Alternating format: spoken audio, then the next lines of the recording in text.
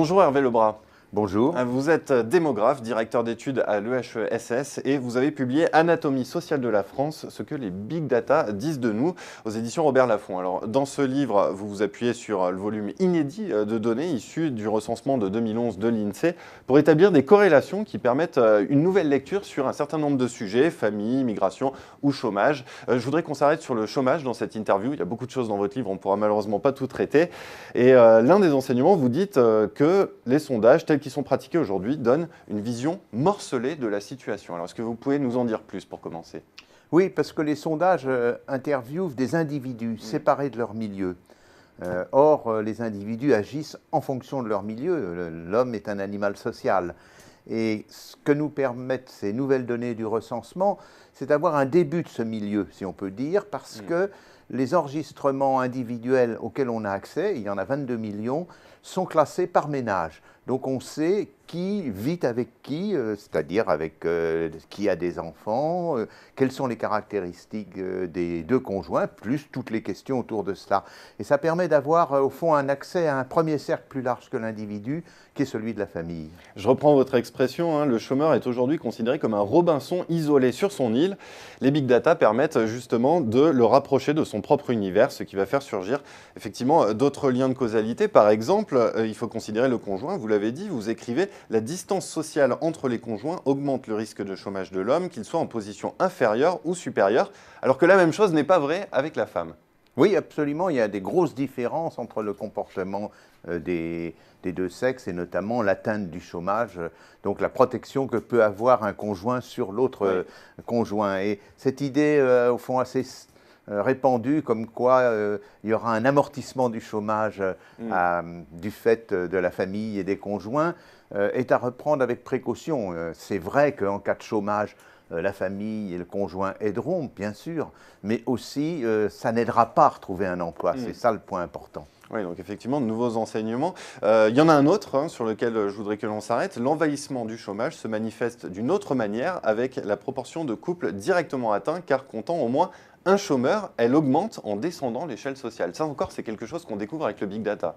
Oui, absolument. Et surtout, on découvre que le chômage, justement, et ça revient à Robinson et son île, on découvre que le chômage, bien sûr, ne concerne pas simplement l'individu, mais ses proches. Et du coup, on peut, avec ces données-là, avoir une première idée de qui sont ses proches. Donc j'ai travaillé en deux temps. D'abord, simplement voir, quand une personne est au chômage, quelle est l'ampleur de la famille qui est au chômage, au fond, qui est touchée, qui est cette famille du chômeur.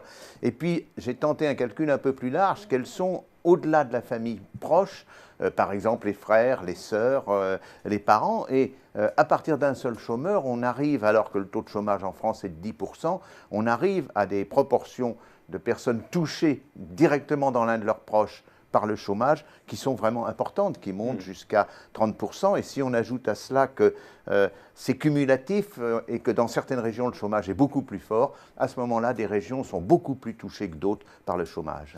Alors toujours dans cette série de ce que nous apprennent les corrélations, les big data vous permettent aussi de relever une inégalité des sexes face au chômage qui est puissamment structurée pour résister à la domination que les femmes ont acquise en matière d'éducation. Je vous cite. Là encore, est-ce que vous pouvez nous en dire plus? C'est étonnant. Oui, parce que là, au fond, il y a deux grandes révolutions dans les rapports entre les sexes depuis une cinquantaine d'années.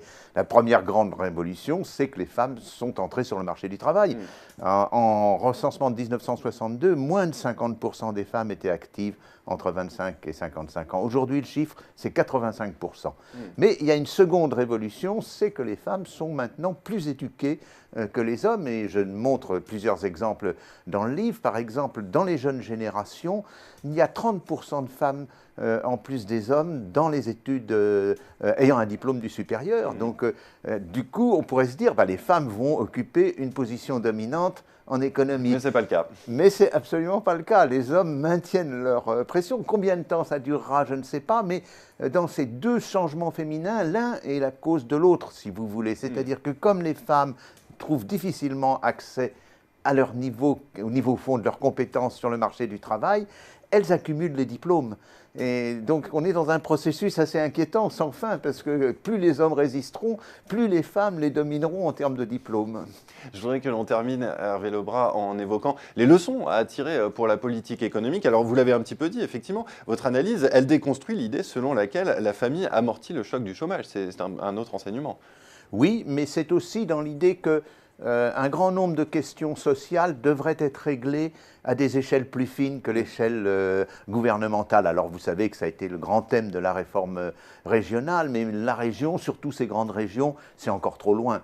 Donc, quelque part, il va falloir descendre pour le traitement de ces questions au niveau des zones d'emploi et donner, par exemple, beaucoup plus de liberté au pôle emploi ou à ce qui succédera au pôle emploi, de façon à ce qu'ils puissent localement agir, justement localement, s'apercevoir d'un certain nombre de choses que je montre dans ce livre et qui ne sont pas du tout les mêmes au nord, à l'ouest, au sud et au sud-ouest de la France, donc qui nécessitent des traitements locaux, si vous voulez, des traitements en situation.